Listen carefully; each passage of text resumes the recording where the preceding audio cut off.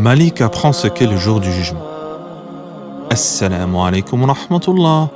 Ouvre grand tes oreilles et ton cœur, car une histoire merveilleuse t'attend, pour toi et toute ta famille, en exclusivité dans ta Siraj Box.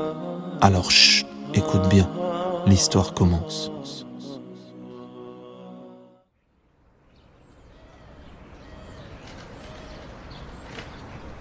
Dans un quartier tranquille, vivait un petit garçon de 8 ans, nommé Malik.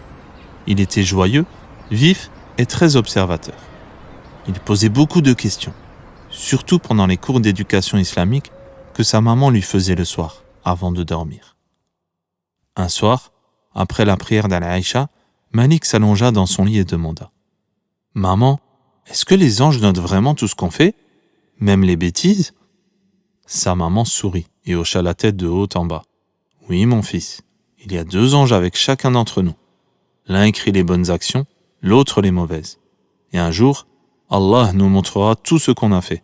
C'est ce qu'on appelle le jour du jugement. » Malik ouvrit grand les yeux. « Et si j'oublie ce que j'ai fait ?» ?»« Allah lui n'oublie jamais, répondit sa mère, et tout sera écrit. » Malik resta silencieux.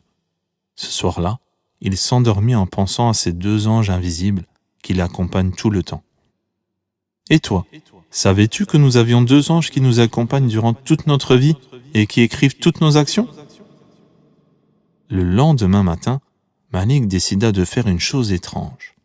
Il prit un vieux carnet vide qui traînait dans un tiroir et écrivit sur la couverture « Le carnet de mes actions ».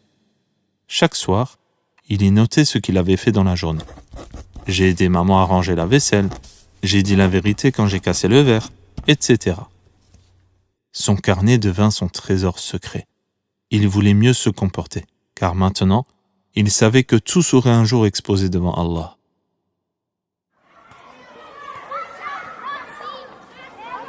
Un vendredi, à l'école, un garçon de sa classe nommé Sami proposa un jeu dangereux pendant la récréation. Il voulait grimper sur le mur du jardin de l'école, là où c'est interdit. « T'es pas un bébé, hein, Malik ? Viens avec nous. » Malik hésita.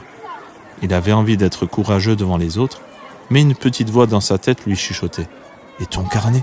Tu vas écrire quoi ce soir ?» Il baissa les yeux. « Non, je ne veux pas.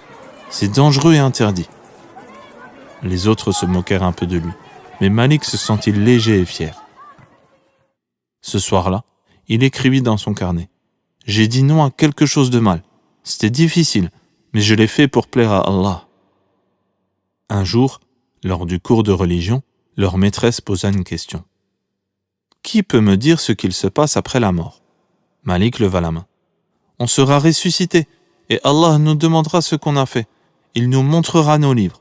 Ceux qui ont beaucoup de bonnes actions iront au paradis, Inch'Allah. » La maîtresse sourit. « Très bien, Malik. Et qui écrit ces actions ?» Toute la classe répondit en chœur. « Ce sont les anges, maîtresse !» La maîtresse raconta alors un hadith du prophète sallallahu alayhi wa sallam qui disait que les pieds d'un serviteur ne bougeront pas le jour de la résurrection tant qu'il n'aura pas été interrogé sur 4 choses. Sur sa vie, dans quoi l'a-t-il passé? Sur sa science, qu'a-t-il fait avec? Sur son argent, d'où l'a-t-il gagné et comment l'a-t-il dépensé? Et sur son corps, dans quoi l'a-t-il usé? Puis, elle termina son cours et laissa ensuite ses élèves rentrer chez eux. Une fois rentré à la maison, Malik inscriva vite dans son carnet « Ya Allah, aide-moi à faire de bonnes choses dans ma jeunesse, car je sais que je te rendrai des comptes. »